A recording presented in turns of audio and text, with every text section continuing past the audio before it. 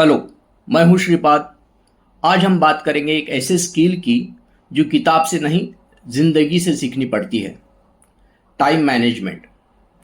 पढ़ाई अच्छी होनी है तो टाइम को समझना ही पड़ेगा। और समझना मतलब सिर्फ घड़ी देखना नहीं है। टाइम को हैंडल करना यही असली गेम है। देखो, हर स्टूडेंट के पास एक दिन में 24 घंटे ही होते हैं, लेकिन कोई टॉपर बन जाता है और कोई बस विश करते रह जाता है। फर्क सिर्फ इस बात में है, किसने अपने टाइम को कैसे यूज किया। Let's break it down. सबसे पहले समझो, टाइम मैनेजमेंट का मतलब क्या होता है। ये क्लॉक को स्टेयर करने का नाम नहीं है। यह है अपनी प्रायोरिटीज को समझना, उसी हिसाब से अपने दिन को डिजाइन करना। अब सवाल उठता है, कहां से शुरू करें। Step 1, time audit. पूरा एक दिन ऑब्जर्व करो, आप सुबह से रात तक टाइम कहां कहां खर्चा कर रहे हो। कितना पढ़ाई में जा रहा है, कितना फोन में, स्क्रोलिंग में। थोड़ा सा और सोने दो। रियलिटी फेस करना अनकंफर्टेबल होता है, बट यही सबसे पहला स्टेप है। स्टेप 2, फिक्स्ड और फ्लेक्सिबल टाइम को अलग करना।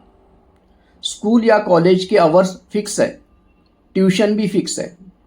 बाकी बचा जो टाइम है वो फ्लेक्सिबल है।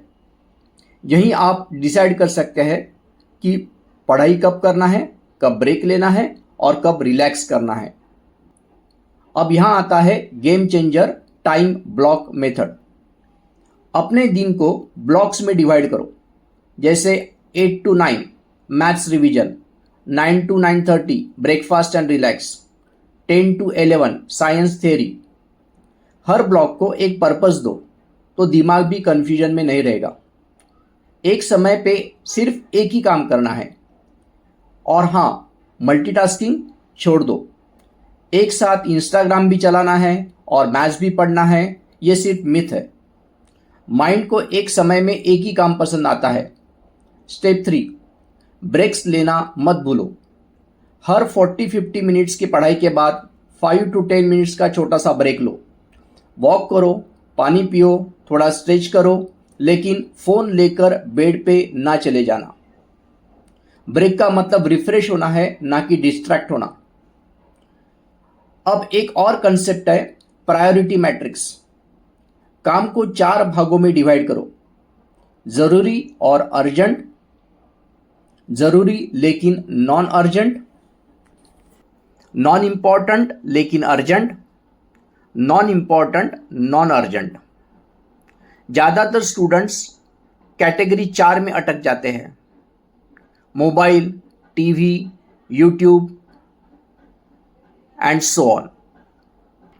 टाइम बचाना है तो पहले कैटेगरी 1 and 2 के ऊपर फोकस करो। अब बात करते हैं डिस्ट्रैक्शन की।